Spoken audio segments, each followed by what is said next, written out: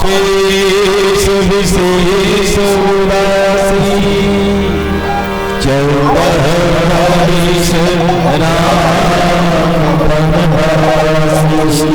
वर्ष के लिए राम के वनगमन। अब एक बात बताऊं, अयोध्या में किसी चीज को दे दिया जाए वह श्रेष्ठ है कि पूरे संसार में किसी चीज को दे दिया जाए वह श्रेष्ठ है।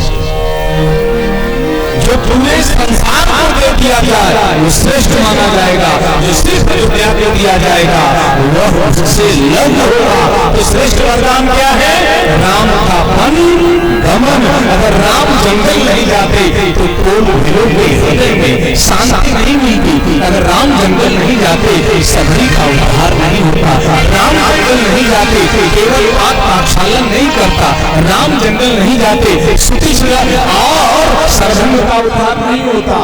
राम जंगल नहीं जाते तो दुनिया से पापाचार, अनाचार, अत्याचार, भ्रष्टाचार, दुराचार, व्यभिचार का मुख्य केंद्र बुद्ध रावण मारा नहीं जाता। तो श्रेष्ठ वरदान क्या हो गया? राम का वनगमन। वही तो सबसे पहले है, इसलिए जो दूसरे नंबर पर है उसको दूसरे नंबर पे कर दिया गया और जो श्रेष्ठ था उसके पहले नंबर पर कर दिया गया। यही सत्य है और ऐसे ही सत्य का विमोचन कर रहे थे आलोक जी। बहुत बहुत साधुवाद। भजन के माध्यम से आपको भजन और संकीर्तन सुनाने वाले हमारे आशुतोष जी, इंद्रजीत जी, महेश द्विवेदी जी और मोनू दुबे जी, बहुत उत्तम। हमारे YouTube चैनल पूज्य रितेश जी महाराज के माध्यम से आप भजन और कथा श्रवण करना चाहें, मेरा अपना चैनल, मेरा अपना ऑफिशियल चैनल है पूज्य रितेश जी महाराज। YouTube पर आप जुड़े और Facebook पर रितेश जी महाराज के नाम से है, आप भजन और कथा श्रवण कर सकते हैं। आइए इस समिति को जो 42वें वर्ष में कथा को अनवरत अपने अथक परिश्रम के द्वारा जन मानस में रामचरितमानस की गंगा को प्रवाहित करके सुख की अनुभूति कराने वाले समिति के समस्त पदाधिकारी, सबका नाम लूंगा, समय कम है, इतना ही कहूंगा। सी राम मैं सब जग जाने, करो प्रणाम जोर जुग हरि। बुढ़ौती में वृद्ध उसको नहीं कहते हैं जिसकी चेहरे में झुर्रियां पड़ गई हैं। वृद्ध उसको भी नहीं कहते जिसकी कमर झुक गई है। वृद्ध उसको नहीं कहते जिसका बाल पक गया। वृद्ध उसको ही नहीं कहते जिसकी अवस्था 80 पार कर गई हो। वृद्ध उसे भी कहते हैं जिसकी बुद्धि में सतत वृद्धि है, वो भी वृद्ध है। वो उस अनुभव के पहाड़ को लेकर के है। ऐसे श्रेणी में हमारे युवा और बाल समाज के लोग हिमांशु से, प्रांशु से लेके सब लोग बच्चे लगे हुए हैं। अखिलेश्वर जी, कुशवाहा जी और हमारे आदरणीय शिव प्रसाद जी, सब लोग लग करके इस कार्यक्रम को सफल करें। साधुवाद, धन्यवाद। उपस्थित हमारी माताएं, बेटी बहने, नन्हे मुन्ने, प्यारे प्यारे बच्चों, हमारे जनमानस में बैठे हुए हमारे मित्रगण की श्रेणी में हमारे राकेश मिश्रा जी, आलोक श्रीवास्तव जी, IIM भटवेला संस्था के जो है ऑनर है। मैं निवेदन करूंगा सब लोग बड़े प्रेम से भगवत नाम संकीर्तन करेंगे। जैसे श्री हरि की इच्छा आगे बढ़ा जाएगा। जरा अपना अपना हाथ ऊपर उठाएं, तालियों के द्वारा संकीर्तन करेंगे। जय श्री राम। सीताराम राम राम सीता राम राम राम सीता राम राम राम सीता राम राम राम राजा राम राम राम राजा राम राम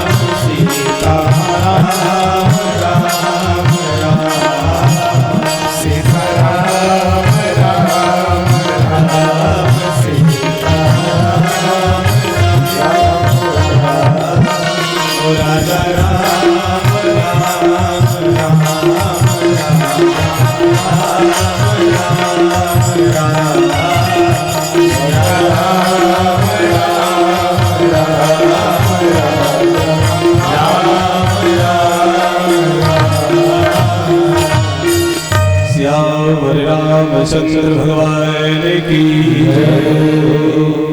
मिलहि न रघुपति विनय राजा किए जोग जब ज्ञान दिया। भगवान बिना अनुराग के नहीं मिलते हैं। जिसके अंदर अनुराग है परमात्मा उसे से मिलेंगे।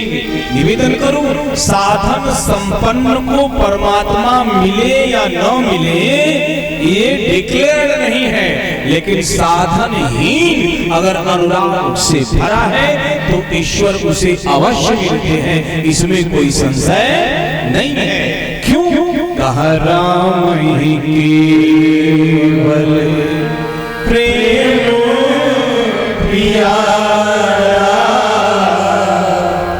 जान ले जो जान लिया।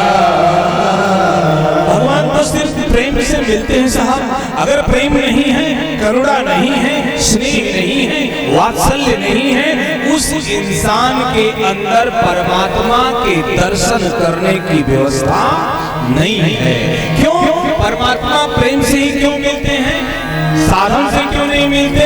बोले साधन से मिलते तो जितने साधन संपन्न लोग हैं उनको मिल जाते, दीनहीनों को परमात्मा नहीं मिलते। इसीलिए भगवान को दीनानाथ कहा गया है। टाटा नाथ, अंबानी नाथ, मुकेश अंबानी नाथ या बिरला नाथ नहीं कहा गया, दीनानाथ कहा गया है। जब हम दोनों भुजा उठा करके परमात्मा से कहते हैं सरकार अब हमारे अंदर सामर्थ्य नहीं है, अब मेरे पास अपना कुछ नहीं है, तो परमात्मा मिलते हैं। निवेदन करूं, ये मात्र शक्तियां बैठी हैं। ईश्वर को वेद कहता है। ईश्वर है कौन? जाहि स्नेह सुरा सब छाके। अभी आप सब्र कर रहे थे, ईश्वर है कौन? तो वेद कहता है ईश्वर रसो वैसा। वेद कहता है ईश्वर रसो वैसा। ईश्वर रस है। हाँ भैया, ईश्वर रस है। हम और आप प्रतिदिन ईश्वर को देखते हैं, ध्यान नहीं देते हैं। कैसे? अगर ईश्वर रस है तो क्या है? एक बात बताओ श्रोता भगवान, भगवान का नाम एक है नारायण। कितने लोग जानते हैं भगवान का क्या नाम है? नारायण। नारायण को जरा संधि विक्षेप में आप करो, नार धन अयन बराबर नारायण। नार धन अयन बराबर नारायण। नार का मतलब होता है जल, अयन का मतलब होता है घर, यानी जिसका जल में घर वो है नारायण। अच्छा गुप्ता जी याद करिए, जीवन कहाँ है? बोले कहा गया जल ही जीवन है। जहाँ जल नहीं वहाँ जीवन नहीं। विष्णु कौन है? पालनहार करने वाले, जीवन देने वाले।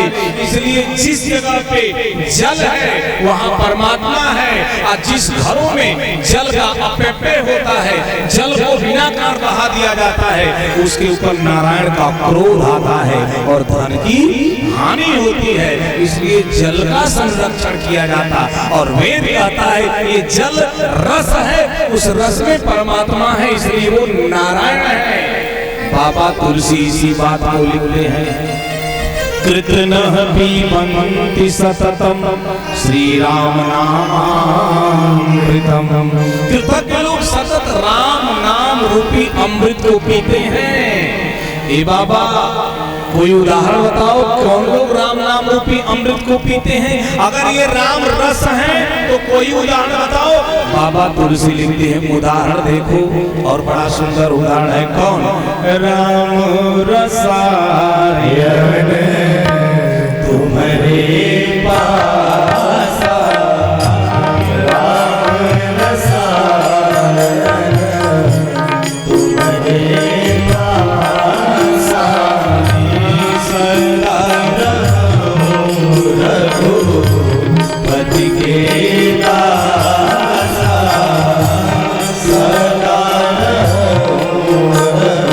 राम कौन है? रस।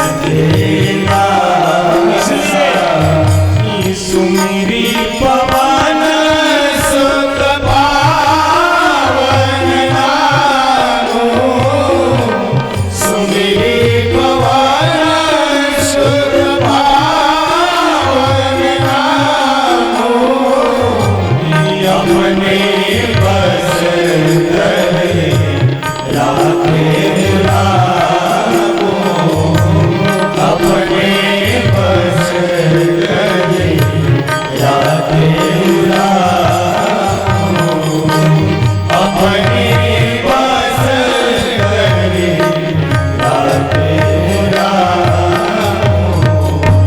राम रसायन तुम्हारे पास सदा रहो, रघुपति के दास। तो बोलो भैया, राम रस है कि नहीं?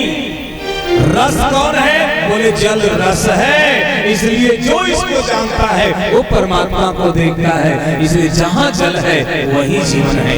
मंगल की कामना करने वाले लोग मंगल की जब यात्रा किए, मंगल पर जल नहीं मिला, इसलिए जीवन संभव नहीं है। जहाँ नारायण नहीं है वहाँ जीवन कभी होने वाला नहीं है। उन नारायण की बात आप श्रवण कर रहे थे। निवेदन करूं, मैंने कल आपके बीच में कहा था करुणा पैदा करिए। करुणा क्या है? बोले रस है। प्रेम क्या है? बोले रस है। स्नेह क्या है? रस है। इसलिए जिसके अंदर करुणा है, स्नेह है, प्रेम है, ये रस से भरा है, उसे परमात्मा मिलने में संशय नहीं है। लेकिन इस रस से भरिए। निवेदन को श्रोता भगवान, जब भगवान राम जी अहिल्या मैया का उद्धार किए और कई प्रतिलोक आनंद भरी, आनंद में भर भर के पति के लोक को चली गई। अच्छा, क्यों ना आनंद में भरे? तुलसी बाबा से पूछा गया, ये अहिल्या आनंद में भर गई, अब तक तो आप डूबी थी। बाबा तुलसी ने कहा इसलिए आनंद में भरी क्योंकि उसके पास कौन गया? कहा जो आनंद सिंधु सुखरासी, जो आनंद सिंधु सुखरासी, करते लोक सुखासी, करते लोक सुखासी, सो सुख धाम राम सो सुख धाम राम अखिल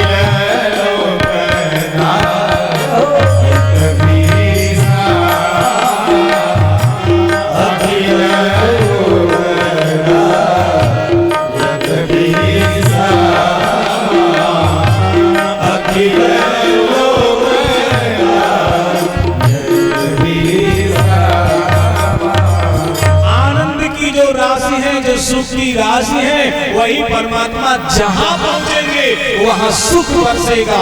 इसलिए जब राम अवध में थे, अवध सुख में डूबा हुआ था। राम जब जंगल में चले गए तो बड़ भागी बन अवध अभागी किया गया। जहाँ राम है वही सब है, जहाँ राम नहीं है वहाँ कुछ होने वाला नहीं है। वह राम जब अहिल्या को तारे जनकपुरी में पहुँचे, मिथिला नरेश से दर्शन हुआ, स्थान रहने का हुआ, रात्रि शयन हुआ। सुबह की बेला जैसे सुबह हुआ, लखन जी जगे। सबसे पहले कौन जगे? लखन जी। लखन जी कौन है? युवा है। उसके बाद भगवान राम और उनके बाद गुरुदेव विश्वामित्र। बाबा तुलसी लिखते हैं कि राम लक्ष्मण जी कब जगते हैं? बोले प्रातः काल उठ के रघुनाथा, मात पिता गुरु नावही। बच्चे सुबह जगते, ब्रह्म मुहूर्त में 4 बजे जग जाते। एक दौर था श्रोता भगवान, पहले घर में बच्चे जगा करते थे, अब हम इतने एडवांस हो गए कि 2 बजे रात तक चैटिंग करते हैं, रात भर बच्चे जगते हैं और सुबह बूढ़े उठते हैं, 8 बजे बच्चे जगते हैं। उलट गया पूरा परिवेश। मोबाइल बच्चों को थमाना आसान है, लेकिन उन बच्चों से मोबाइल लेना उतना ही कठिन है। इसलिए अपने सुख के लिए जो बच्चों को मोबाइल थमा देते हैं वो जिंदगी भर रोते हैं। निवेदन करूं, मेरा कहने का आशय, सुबह की बेला, ब्रह्म मुहूर्त की बेला, जैसे लक्ष्मण जी जगे, राम जी जगे, गुरुदेव जगे, स्नान हुआ, ध्यान की बात आई, गुरुदेव वशिष्ठ विश्वामित्र ने राम जी और लक्ष्मण जी को इंगित किया, क्या समय जाना। बाबा तुलसी लिखते हैं कि समय जाए गुरुवाय सुपाई, लेन प्रसून चले हो। समय का जिसको ज्ञान नहीं होता है, समय उसका भी ज्ञान नहीं देता। जो समय का ध्यान नहीं देता, समय उसका नहीं ध्यान देता। मुझे एक बात याद आ रही है, विश्वामित्र जी को समय आया। वो विश्वामित्र जी कौन है? विश्वामित्र जी गुरु हैं। और गुरु कौन होता है? गु का मतलब होता है अंधकार और रू का मतलब होता है प्रकाश। यानी जो अंधकार से प्रकाश तक शिष्य को पहुंचाए, जो तमसोमय मार्ग को ज्योतिर्मय मार्ग में बदल दे, जो अस्तोगमय को सद्गमय में कर दे, वो गुरु है। जो मृत्युमय को अमृतमय कर दे, जो अमृत बना दे जीवन, वह गुरु। इसलिए गुरु भारी होता है। गुरु को ज्ञान आया, गुरु को समझ में आया, समय का ज्ञान आया। और जब समय का ज्ञान आया, गुरुदेव ने राम और लक्ष्मण को आदेश दे दिया। किसके लिए? उसको चयन करने के लिए। समय का तकाजा होना चाहिए। एक आदमी एक संत से पूछा, महाराज एक बात समझ में नहीं आती। क्या? ये जो नर शरीर मिला है, हाँ मिला है। कहा 84 लाख योनियों में सबसे श्रेष्ठ है। हाँ सबसे श्रेष्ठ है। कहा तो ये श्रेष्ठ शरीर जो मानव का तन है, ये जो नर का तन है, ये हमें कैसे मिला? संत ने आंख मूंदा, कहा दुनिया की बात तो नहीं, तुम्हारी बात करते हैं, तुम्हें कैसे मिला? कहा कैसे मिला? कहा मैं देख रहा हूँ और मैं पा रहा हूँ तुम्हारे जीवन के बारे में। उस आदमी ने कहा क्या पा रहे हो, क्या देख रहे हो? संत ने कहा बेटा मैंने देखा पिछले जन्म में तू हाथी था। मैं हाथी था। तो कहा जंगल में भीषण आग लग गई। बड़े मनोयोग से सुन रहे हो आप, सुनना। जंगल में भीषण आग लगी, सारे जीव अपनी अपनी जान बचा करके भाग रहे थे। हिरण अलग भाग रहा, शेर अलग भाग रहा, बिलाव अलग भाग रहा, खरगोश अलग भाग रहा, हाथी अलग भाग रहा। हाथी सबसे बड़ा जीव, तुम भी जान बचा करके भागे। भागते भागते थक गए, आग तेज लपट पड़ रही थी।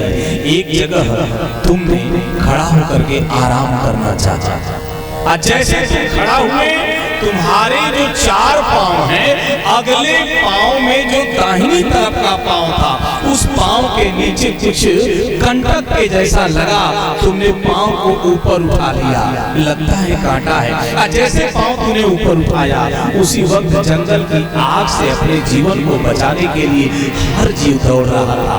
उसी दौड़ में खरगोश दौड़ रहा था। दौड़ते दौड़ते खरगोश जो पांव तुमने उठाया, उसी पांव के नीचे आके बैठ गया। जैसे खरगोश पांव के नीचे आके बैठा, तुमने पांव रखना चाहा, तुमने देखा खरगोश है। तुमने सोचा इसे मेरे पांव के नीचे आश्रय मिल गया, इसको सुखद अनुभूति हो रही है। जैसे इतना बड़ा जीव मैं हाथी प्राण को बचाने के लिए आग से भाग बचने के लिए जंगल से भाग करके आगे निकल के जान बचाना चाहता हूँ, वैसे छोटा जीव भी प्राण को बचाने के लिए भागा है। मैं इतना बड़ा हाथी थक गया, एक खरगोश भी थक गया है, तो क्यों न मैं पांव उठाए रहे, पांव उठाए रहे। खरगोश आराम से निश्चिंत सोता रहा, लेकिन जानते हो देर तक पांव उठाने में तुम्हारे पांव में अकड़ आई, और जैसे अकड़ आई तुम पांव रखना चाहे, खरगोश भगा, खरगोश का प्राण बच गया, लेकिन तेरे पांव में अकड़ आई, तू गिर पड़ा और फिर उठा नहीं, जंगल की आग में जल गया। लेकिन जलते वक्त तुझे इस बात का ख्याल था कि मैं जल के मर तो रहा हूँ, लेकिन सुख इस बात का है कि मेरे अंदर करुणा पैदा हुई, मेरे अंदर प्रेम पैदा हुआ, मैंने एक खरगोश की जान को बचाया। उस उपकार की वजह से तुम उस हाथी के तन को छोड़ करके मनुष्य के शरीर को प्राप्त किए हो। ये तुम्हारे किए गए, हाथी के किए गए सत्कर्म से ये नर का तन मिला हुआ है। तुमने समय का सदुपयोग किया, इसलिए तुम हाथी से मनुष्य बन गए। और निवेदन करो, जीव अपने स्वभाव में जीते जीते मनुष्य की तरफ बढ़ रहा है, और मनुष्य अपने स्वभाव को छोड़ करके जानवर की तरफ बढ़ रहा है। ये हमारी और आपकी स्थितियां हैं। समय का ज्ञान होना चाहिए। बाबा तुलसी लिखते हैं कि समय जान गुरुवाय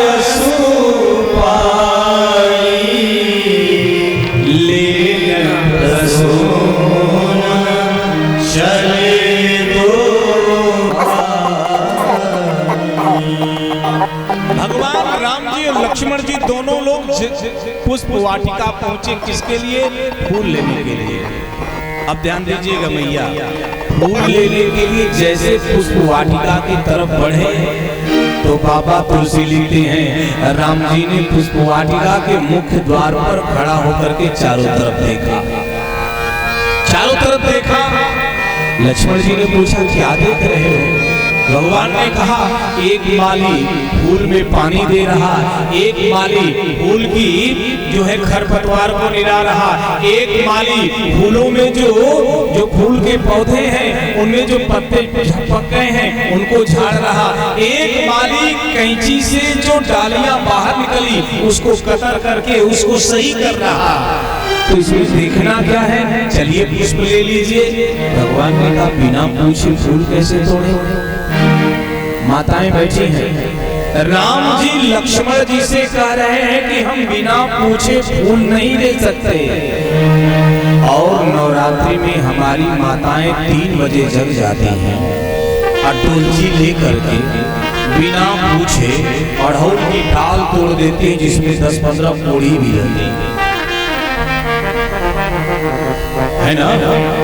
फूल फूला नहीं है, खिला नहीं है, आप तोड़ लेती हो कलियों को और दुर्गा जी को चढ़ा करके आप सोचते हो कि दुर्गा जी प्रसन्न होंगी। क्या दुर्गा जी नहीं सोचेंगी? जो कलियां फूल के रूप में खिल नहीं पाई उनको तोड़ करके मुझे समर्पित करने वाले तुम्हें इतना भी संज्ञान नहीं है कि अधखिलों को तोड़ना दोष लगता है, ये पुण्य नहीं है, ये पाप करके आ गए। जो खिला नहीं उसको तोड़ दिया। अच्छा पूछा किसी से? मुझे हंसी आती है, राम जी बिना पूछे फूल नहीं तोड़ सकते और हम लोग इतने एडवांस हैं कि फूल की बात तोड़ दो, छोड़ दो, बिना पूछे ताला तोड़ देते हैं, एटीएम तोड़ देते हैं। राम जी भी देख रहे हैं, कोई दिखे तो पूछ ले, हम लोग भी देखते हैं, कोई न दिखे तो हम तोड़ दें। कथा का क्या महत्व है? यानी अगर आप किसी के जो आपके अधिकार क्षेत्र में नहीं है उसमें प्रवेश कर रहे हैं तो जो अधिकारी है, जो उसकी मालकियत ले बैठा है, जो उसका मालिक है, उससे पूछना बहुत जरूरी है। ये राम की परंपरा है। जैसे राम जी ने देखा वैसे बाबा तुलसी लिखते कि चौबीसी जीतई पूछ माली गए, चौबीसी जीतई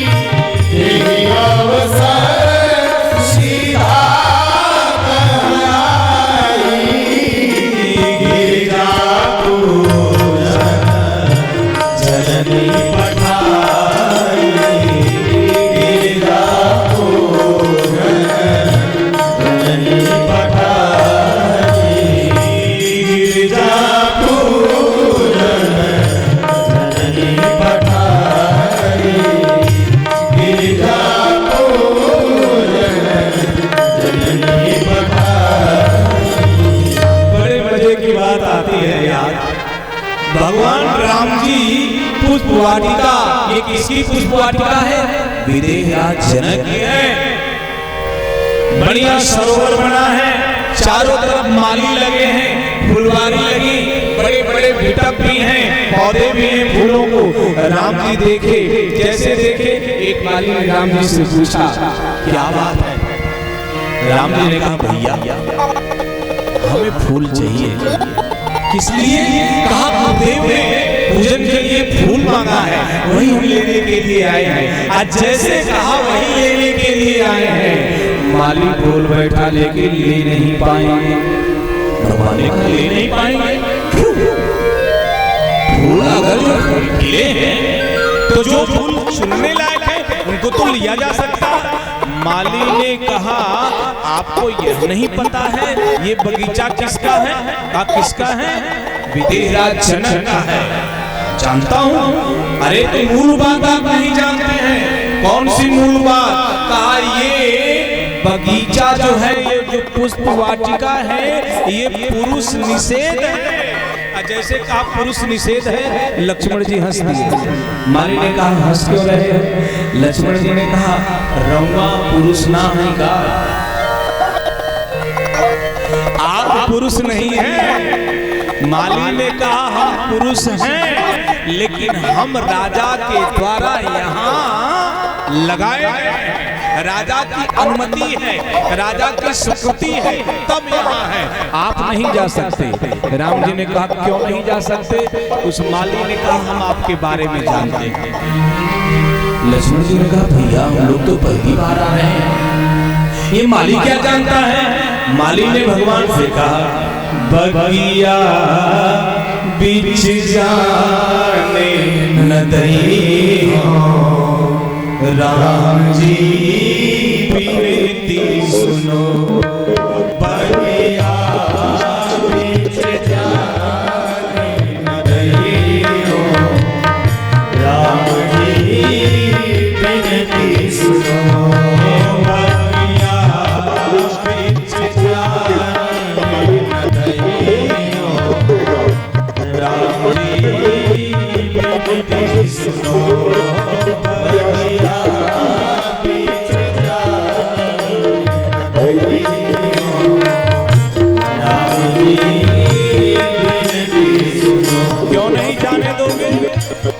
उस सेवक ने कहा, उस माली ने कहा मैं आपके मुख को बाद में आपके पांव को पहले देख रहा हूं। भक्त है ना, भगवान के चरण कमल को देख रहा है। आज ऐसे भगवान के चरण कमल को देखा, माली की आंखें छलछला पड़ी। लक्ष्मण जी बोले रो क्यों रहे हो? उस माली ने कहा आपके सरकार के चरण कमलों को देख करके, तो मेरे सरकार के चरण कमल को देख करके रुदन क्यों?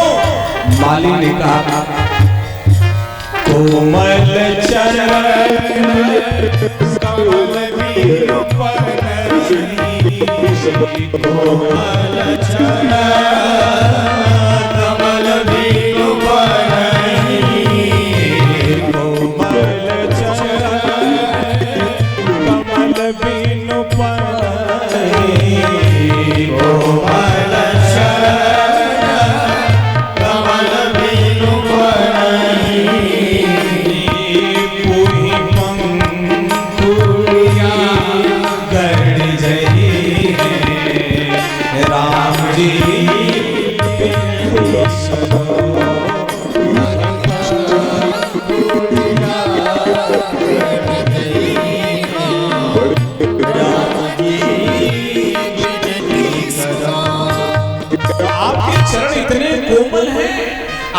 चरणों को देख करके मुझे तरस आ रहा है। आप बगीचे में जाएंगे, आपके भैया घायल हो जाएंगे।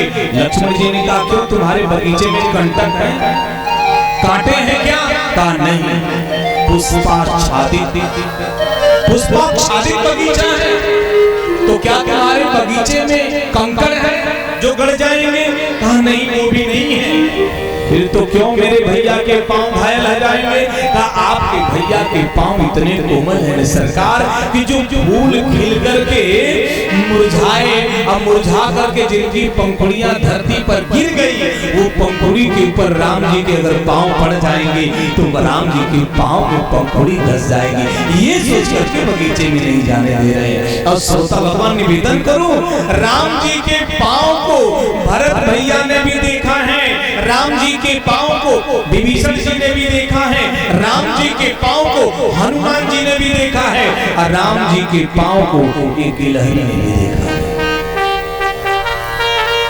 हनुमान जी जब राम जी के पांव को देखते हैं तो कहते हैं कठिन भूमि कोमल पदगामी कवन हेतु बन विचरे स्वामी। एक कंकरीली भूमि है, आपके पांव इतने कोमल हैं, इस कंकरीली भूमि पर आपके कोमल पांव पड़े, लेकिन आपके कोमल पांव में छाले नहीं पड़े सरकार। कुशवाहा जी, भरत जी राम जी के जैसे हैं, लेकिन वही भरत जी जब राम जी को मनाने के लिए चित्रकूट जाते हैं ना, तो भरत जी के पांव की गति क्या है? काजल काजल पायन कैसे पंकज कोस ओस कर। भरत जी के पांव में जो लाल लाल पांव की जो है तलौटी है, इस लाल लाल पांव के तलवे में सफेद सफेद छाले पड़ गए। ये भरत जी के पांव राम जी के पांव जैसे हैं, लेकिन भरत जी के पांव में छाले पड़े। राम जी नग्न पांव पूरी वन में विचरण किए, लेकिन राम जी के पांव में छाले नहीं पड़े। बोले क्यों? बोले यही तो परमात्मा है जिसके अंदर कोमलता और कठोरता दोनों एक साथ भरी है। जिसके अंदर कोमलता है वो कठोर नहीं हो सकता, और जो कठोर है वो कोमल नहीं हो सकता। लेकिन हमारे ठाकुर कोमल भी हैं और कठोर भी हैं। इसी पांव को एक और ने देखा। जिस वक्त भगवान राम समंदर के ऊपर पुल का निर्माण कर रहे थे, समंदर की छाती पर पुल बन रहा था, जैसे पुल बन रहा था बंदर भालू पत्थर दे रहे थे, हनुमान जी राम लिख रहे थे, पत्थर को पानी में फेंक रहे थे, पत्थर तैर रहा था। राम जी देख रहे। अचानक राम जी ने देखा एक पेड़ से गिलहरी उतरती है, समंदर में जाती है, पूंछ को भिगोती है, रेती में लपेटती है, पत्थरों के से बनने वाले पुल के ऊपर दौड़ करके जाती है, और दो पत्थरों के बीच की दरार में अपनी पूंछ को झाड़ रही थी। भगवान राम ने देखा, देख करके रहा नहीं गया, गिलहरी से पूछा, ये गिलहरी ये क्या कर रही हो? गिलहरी ने कहा, सरकार नहीं देख रहे। भगवान ने कहा, मैं देख रहा हूं, तू अपने पूंछ को समंदर में भिगो रही है, रेती में लपेट रही है, और जो पुल बन रहा है, पुल में जो पत्थर लग रहे हैं, उन पत्थरों के बीच की दरार में अपने पूंछ के लगी हुई रेती को, बालू को झाड़ रही हो, करना क्या चाहती हो? गिलहरी ने कहा, सरकार ये पत्थर कठोर है, आपके पांव इतने कोमल हैं, मैं सोच रही हूँ दो पत्थरों के बीच की दरार में अगर आपके पांव पड़ जाएंगे तो मोच आ जाएगी, इसलिए मैं दरार को भर रही हूँ। राम जी की आंखें चमचमा, गिलहरी को उठा लिया, हाथ से स्पर्श किया, गिलहरी तू इतनी छोटी है, ये पुल 100 जोजन लंबा है, क्या तुम दरारों को भर पाओगी? जैसे कहा भर पाओगी, गिलहरी रो पड़ी और भगवान से हाथ जोड़ करके मानो निवेदन किया, ए सरकार, आप ये भी जानते हो कि जीव का काम है काम को शुरू करना, जीव काम को शुरू करता है और परमात्मा काम को पूरा करता है। मैंने शुरू कर दिया है, पूरा आप करोगे सरकार, लेकिन आपके पांव को देख करके वेदना हो रही है।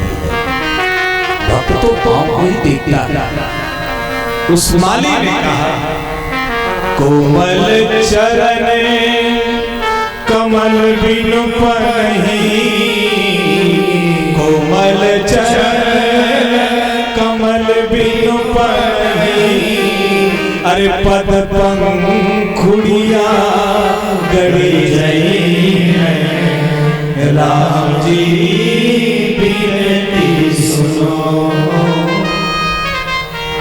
लक्ष्मण जी ने कहा, भैया हम लोग पंखुड़ियों को बरा करके चले जाएंगे, और पुष्प चयन कर लेंगे, ये तुम चिंता मत करो, हमें जाने दो। माली ने हाथ जोड़ करके कहा, हे सरकार, हम जाने दे तो ठीक, अंदर वाले आने नहीं देंगे।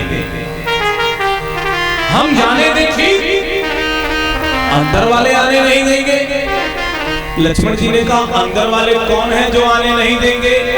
लक्ष्मण जी से माली ने कहा, ये बगीचा किसका है? कहा फूलों का है। कहा कितने प्रकार के फूल हैं? बोले अनेक प्रकार के फूल हैं। बोले फूल जब खिलता है तो फूलों के रस को कौन चूसता है?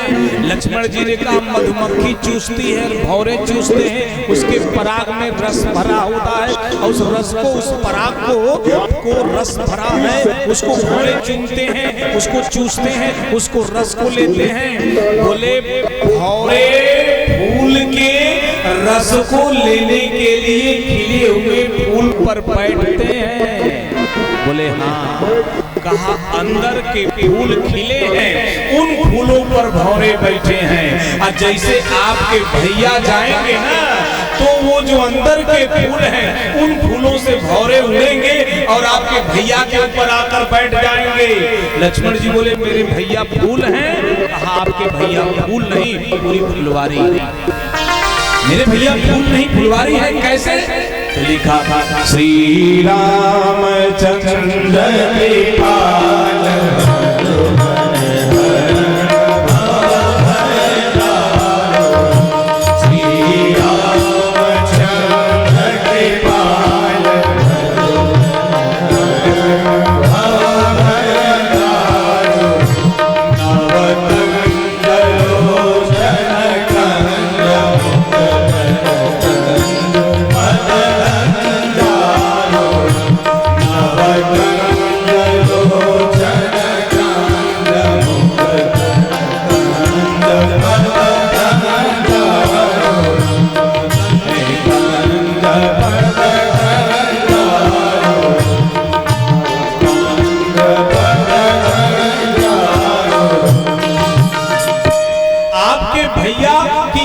कमल के जैसी हैं, आपके भैया के गाल कमल के जैसे हैं, आपके भैया के हाथ कमलवत हैं, आपके भैया के पांव कमलवत हैं। नव कंज लोचन कंज मुख कर कंज पद कंज जारुलम, पूरा शरीर कमल के फूल के जैसा है।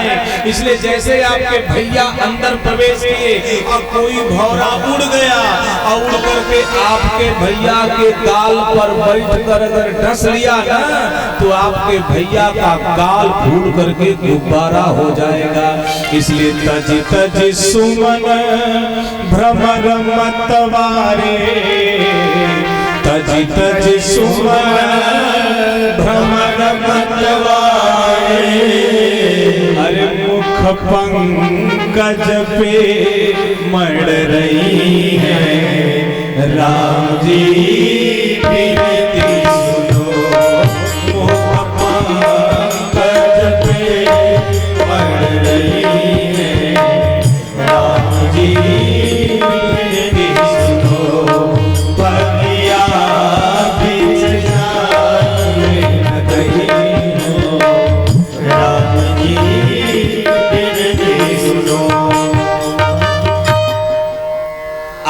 भैया के गाल पर कोई भौरा चढ़ गया, डस लिया, दोषी कौन होगा?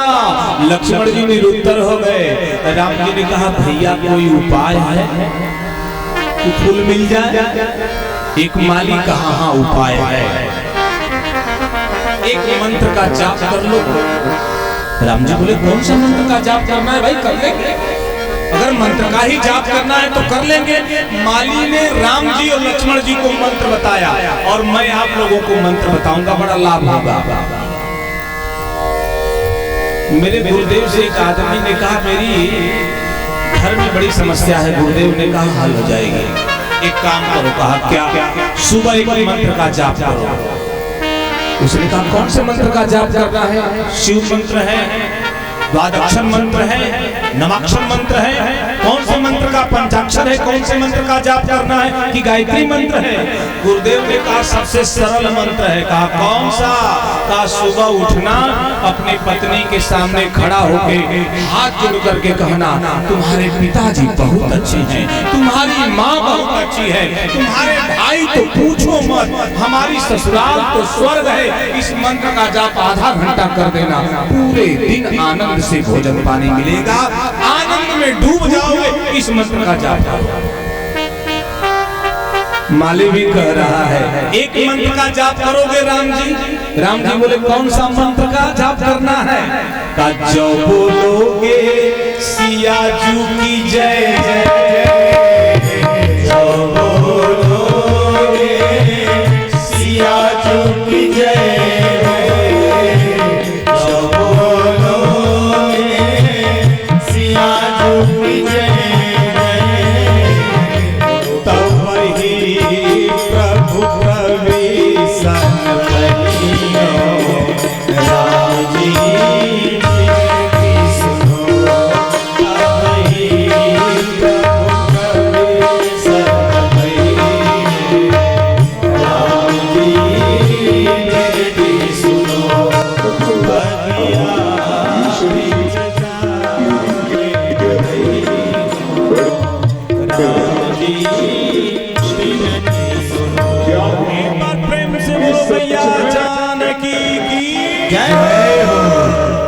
बोल दिए। माली बोले बोलो मैया जानकी की।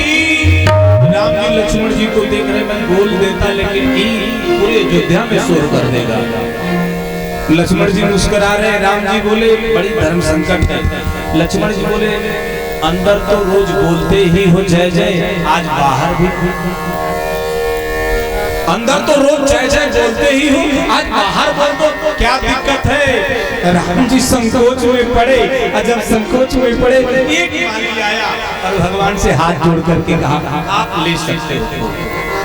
लक्ष्मण जी बोले इतने देर बाद ये माली अच्छा आया, ये पीड़ा को समझ रहा है। उस माली ने कहा इतनी देर तक सरकार को खड़ा किए, आप बगीचे में जाने नहीं दिए, फूल चट नहीं करने दिए, तुम लोगों को दया नहीं आ रही है। मालियों ने कहा तू क्या कहना चाहता है? लक्ष्मण जी बोले भैया तुम ही देखो कितनी देर से हम लोग खड़े हैं और इंतजार कर रहे हैं, प्रतीक्षा कर रहे हैं, अब समय मिले तो फूल तोड़ने की अनुमति मिले, कोई अनुमति नहीं मिल रही है। उस माली ने कहा मैं रिस्क लूंगा। कौन सा रिस्क लोगे? माली बोल बैठा है तो जनाना बा। ध्यान दीजिएगा, कहा ये तो है तो जनाना बा, पुरुष प्रवेश नहीं, लेकिन यह नियम कैसे आप पर लगाएंगे? ये जनाना बाग है, इसमें पुरुष का प्रवेश निषेध है, लेकिन ये नियम आप पे नहीं लगा सकते। मेरे ऊपर ये नियम क्यों नहीं लगेगा? उस माली ने कहा बिना फूल लिए यदि खाली हाथ जाओगे तो मुझसे अभागे नाथ आप कहाँ पाओगे?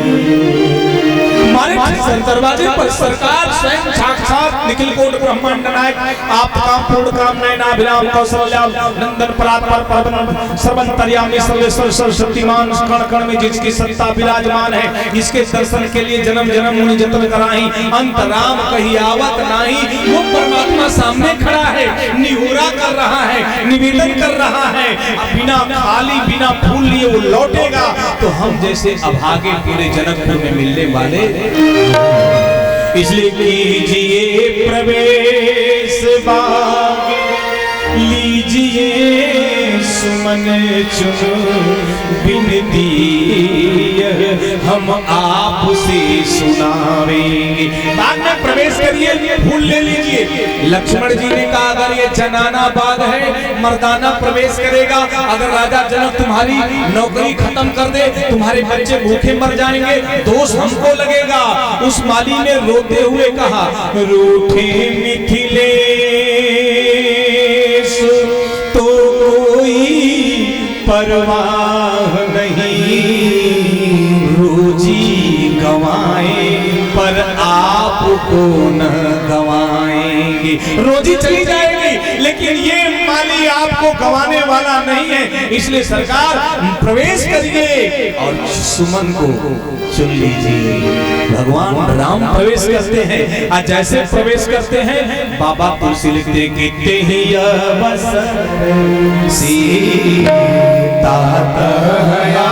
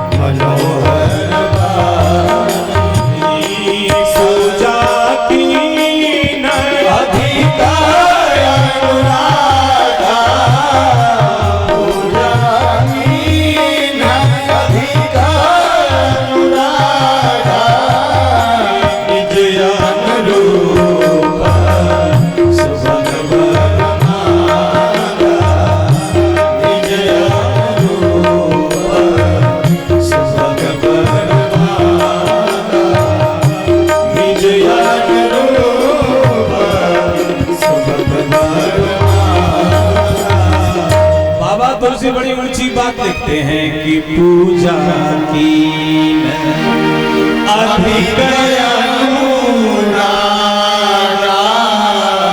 ये क्यों लिखते हैं अधिक अनुरागा?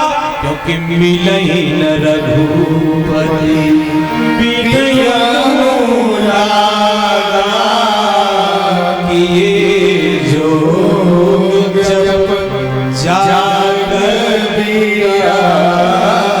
बिना अनुराग के परमात्मा नहीं मिलते, इसलिए मंदिर में गई तो अनुराग से पूजा की। अच्छा एक चीज और है, यहाँ बाबा तुलसी डिम डिम घोष कर रहे हैं गिरजा पूजन जननी पठाई। ये मंदिर गिरजा का है, यानी इसमें शंकर जी नहीं है। ये मंदिर सिर्फ माता गिरजा का है, इसमें शंकर जी नहीं है। और जब शंकर जी नहीं है तो बाबा तुलसी से पूछा गया ये जो उमा शंकर है, ये उमा है, शंकर कहाँ है? समम कलो करोति कल्याणम यस्य स शंकरम, जो इनके हाथ से कल्याण होता है वो शंकर कहाँ है? बाबा तुलसी कहते हैं शंकर हैं। कहाँ है? कहे तो लागे पीटम मनोहर बरन बरन बरी बेबीता। ध्यान दीजिए कौन है? लागे बिटप मानो हर, बिटप माने पौधे, मानो पौधों के रूप में स्वयं हर मंदिर के इर्द गिर्द में विराजमान है, अंदर नहीं बाहर है। मानो बिटप मनोहर, लागे बिटप मनोहर नाना, बरन बरन बर बेल बिताना। शंकर जी वृक्ष के रूप में विराजमान है और माता गौरा साक्षात मूर्त के रूप में विराजमान है। सीता जी की सखियां आई और जैसे प्रवेश की मंदिर में, बाबा तुलसी बड़ी गजब की बात लिखते हैं। एक सखी सिय संग बिहार, एक सखी सिय संग बिहार, गई रही देख फूलवारी, गई रही देख फूलवारी, ते दो बंधु बिलो कहीं जाई, ते दो बंधु बिलो कहीं जाई, प्रेम में बस सी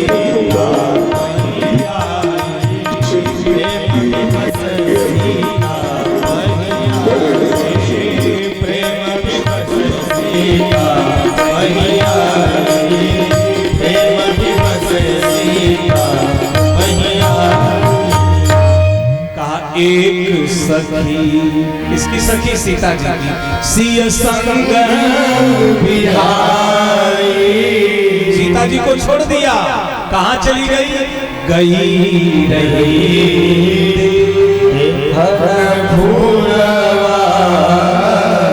ये सखी फुलवारी घूम रही है। किसकी फुलवारी है? बाबा तुलसी लिखते हैं कि विदेहराज जनक की फुलवारी है। अरे तो इसमें खासियत क्या है कुशवाहा जी? ये विदेहराज जनक की फुलवारी है, खासियत क्या है? बाबा तुलसी कहते हैं सावधान मिला के पावन प्रांगण में बैठ करके जनमानस के मानस में रामचरितमानस को स्थापित करने वाले अनेकानेक वक्ता आपके हृदय के उस गहराइयों तक परमात्मा की दिव्य भव्य नव्य कथा को स्थापित करके आपके जीवन से व्यथा समस्या दूर करने का प्रयास किया। लेकिन ईमानदारी से बताना चाहता हूँ, अगर ये पुष्प वाटिका राजा जनक की है तो जनकपुर के लोग कौन है? तो बाबा तुलसी लिखते पुरनर नार सुभग सुचि संता, पुरनर नार सुभग सुचि संता, धर्मशील ज्ञानी गुणवंता, धर्मशील ज्ञानी गुणवंता, पुरनर नार सुभग सुचि संता,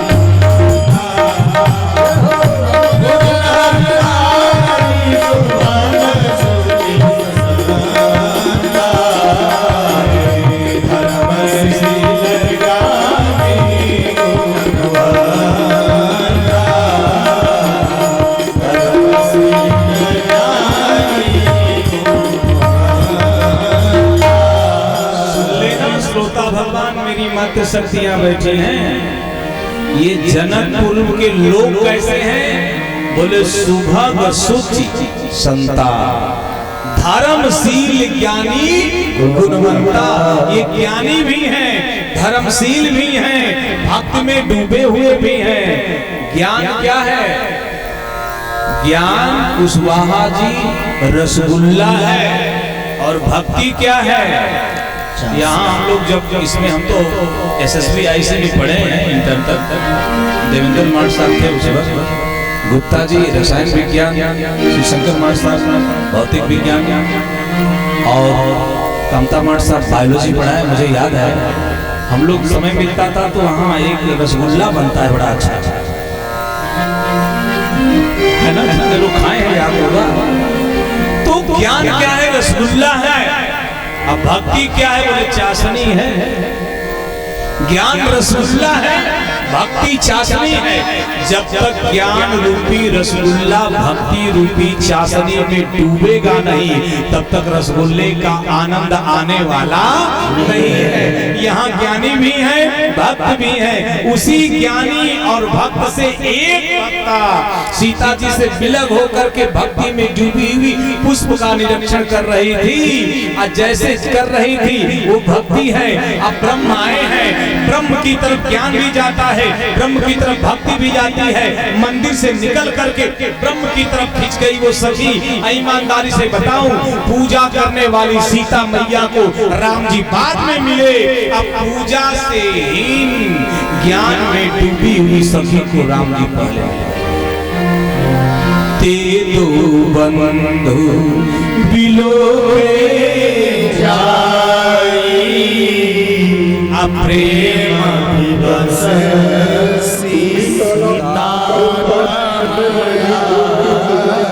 सीता जी के पास आकर के लंबी सांस खींचने लगी। सीता जी बोली क्या बात है?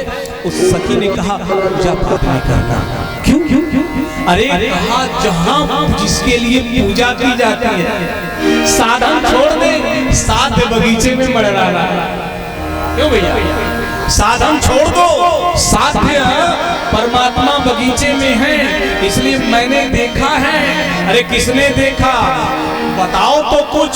वो सखी बोल बैठी, कोई आया सखी फुलवरिया, कोई आया सखी फुलवरिया, कोई आया सखी फुलवरिया, जैसे जादू है, जैसे जादू है, जैसे जादू है, उनकी सचरिया में कोई आया सखी फुलवरिया।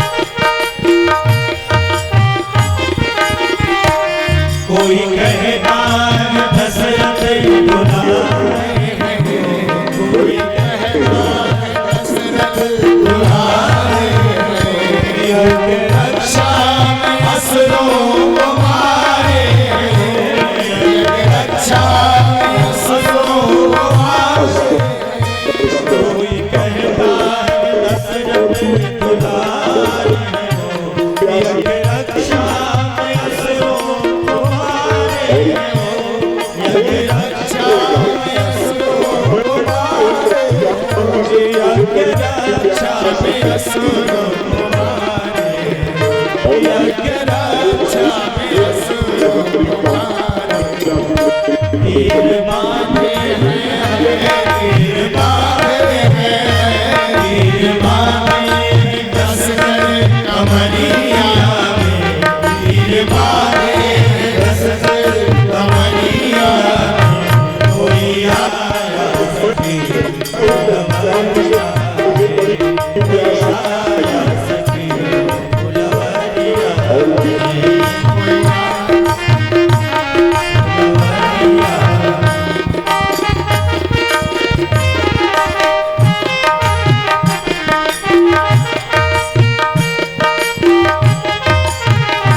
साथी उनसे जो होती जो हर हाल में, साथी उनसे जो होती जो हर हाल में। आया करते हमेशा वो ससुराल में, आया करते हमेशा वो ससुराल में, आया करते हमेशा वो ससुराल में, आया करते हमेशा वो ससुराल में। नैना डूबे हैं, नैना डूबे हैं, नैना डूबे रहते रूप की गगरिया में, नैना डूबे रहते रूप की गगरिया में। कोई आया सखी फुलवरिया में, कोई आया सखी फुलवरिया में, कोई आया सखी फुलवरिया में, कोई आया सखी फुलवरिया में। श्याम गौर सखी वर्णन कर रही है कैसे है? का श्याम गौर किम कहूं बहानी, गिरा अनयन नयन बीनोबा। मैं तो बावरी हो गई नहीं, काहे को बावरी हो गई? कहा इसलिए बावरी हो गई कि मैं पूरा वर्णन कर नहीं सकती। क्यों नहीं कर सकती? कहा जिसने देखा उसके पास जबान नहीं है, आज जो बोल सकता है उसके पास आंख नहीं है। आंख ने देखा, आंख के पास जबान नहीं है। मुंह बोल सकता, मुंह के पास आंख नहीं है। इसलिए गिरा अनयन नयन बिनु पानी। आप क्या करो? आप विलंब मत करो, जल्दी चलो। बाबा तुलसी लेते चली यात्रा करी प्रिय सखी सो, चली यात्रा करी प्रिय सखी सोई। प्रीत बिना तन लखई न कोई, प्रीत बिना तन लखई न कोई। चली यात्रा करी प्रिय सखी सोई, चली यात्रा करी प्रिय सखी सोई। प्रीत बिना तन लखई न कोई, प्रीत बिना तन लखई न कोई। कंकण की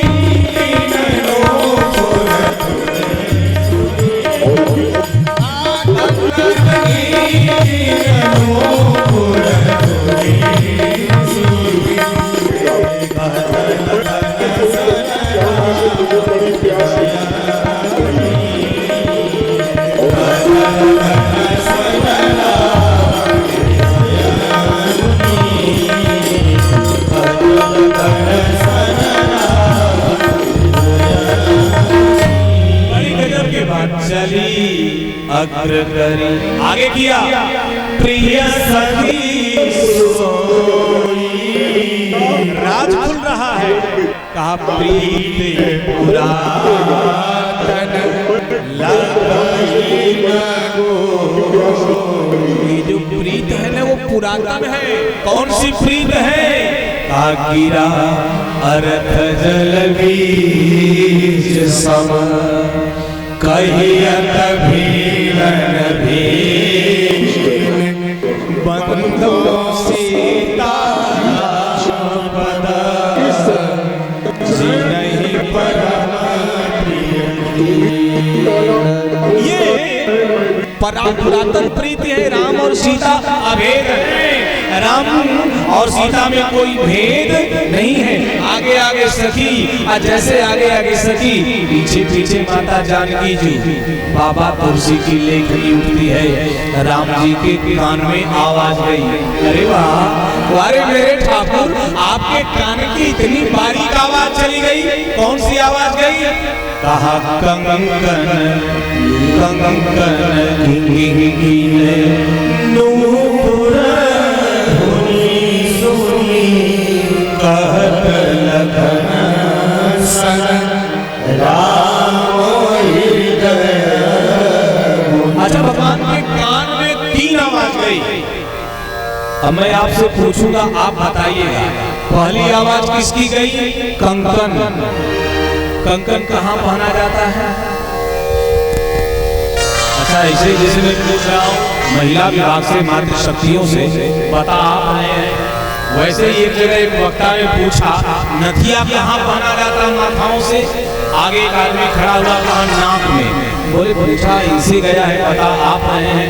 बोले भले ही पहनती है, माल तो हम ही लोगों का लगता है। जिसका लगेगा उसे याद ही रहेगा कहाँ पहना जाता है। तो कंकन कहाँ पहना जाता? हाथ में। तो पहले कौन सा बजा था? कंकन। फिर किंकिन। किंकिन कहाँ पहना जाता? किंकिन कहाँ?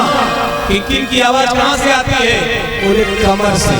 जो करधनी होती है, जो कमर बंद होता है, उसमें छोटे छोटे घूंघट लगे होते हैं, वो किंकिन है। तीसरा बजा नूपुर। नूपुर कहाँ पाला जाता? पायल के जो घूंघट है, वो जब बजते हैं, उनकी जो आवाज आती है, उसको कहते हैं नूपुर की आवाज आई। राम जी के कान में पहुंच गई। अरे राम जी, आप भूल चुक रहे हैं, इतनी बारीक आवाज आपको समझ में आ गई। कबीर ने कहा, ये कौन है? गायक कौन है? कहा, चींटी के पग नूपुर बाजे, वह भी ठाकुर सुनता है। चींटी के पग नूपुर बाजे, वह भी ठाकुर सुनता है। अरे सबसे छोटा, इतना छोटा जीव चींटी, उसके पाँव कितने छोटे होंगे? अब पाँव जितने छोटे तो उसमें पायजेब कितनी छोटी होगी, पायजेब इतनी छोटी तो उसके नूपुर कितने छोटे होंगे। इस नूपुर के बजने की आवाज भी ठाकुर के कानों तक जाती है। बाबा तुलसी से कहा, ए बाबा बता दो, ये बात समझ में नहीं आ रहा, ये बात मस्तिष्क में बैठ नहीं रही। बाबा तुलसी ने कहा, वो जानते हो कौन है?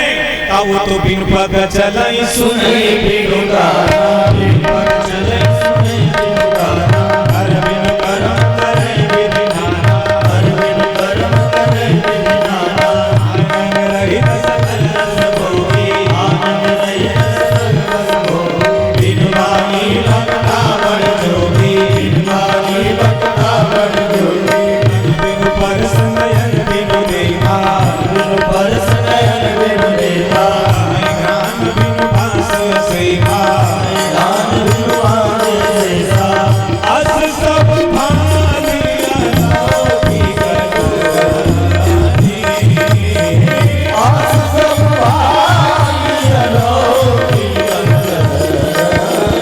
गुणानी, सो जाए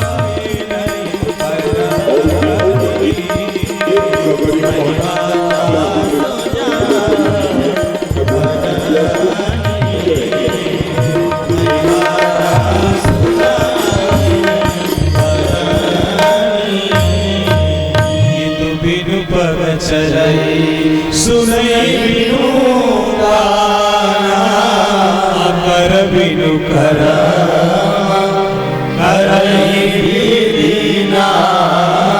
ये जो बिना पाँव का चलता है, बिना हाथ का करता है, बिना कान का सुनता है, बिना मुंह का स्वाद लेता है जीवा का, अब बिना चमड़े के स्पर्श कर लेता है, वो परमात्मा बिना नाक के सुगंध को ले लेता है। वो ठाकुर जब सीता जी के कंकन बजे, किंकिन बजे, नूपुर बजे, परमात्मा सुन गए, लक्ष्मण को सावधान कर रहे हैं।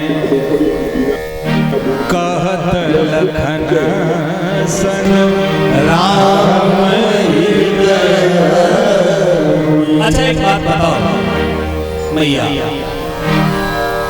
अगर एक थोड़ा सा बुरा मत मानना, एक विद्वान से किसी ने पूछा इन माताओं को ये पायल, कंगन, चूड़ी, ये कमरबंद क्यों पहनाया जाता है?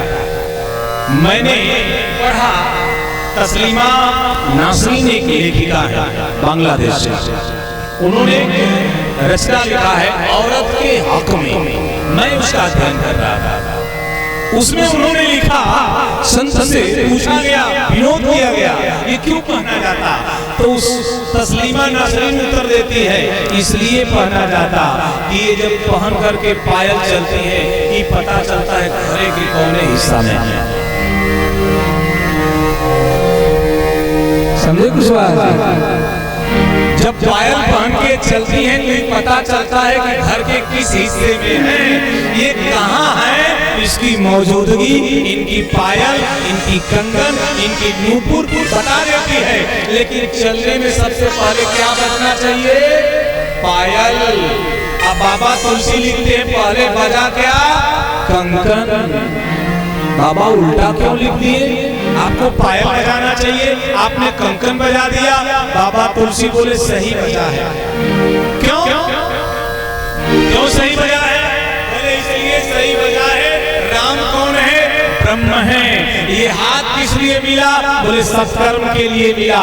जब तक इस हाथ से सत्कर्म नहीं होगा तब तक ब्रह्म का दर्शन होने वाला नहीं है। एक बात। दूसरा, किंकिन क्यों बजा? बोले किंकिन कहाँ पहना जाता? बोले कमर में। आई कमर का मतलब किससे है? बोले ब्रह्मचर्य से। जिसके जीवन में ब्रह्मचर्य नहीं होगा उसको ब्रह्म का दर्शन होने वाला नहीं है।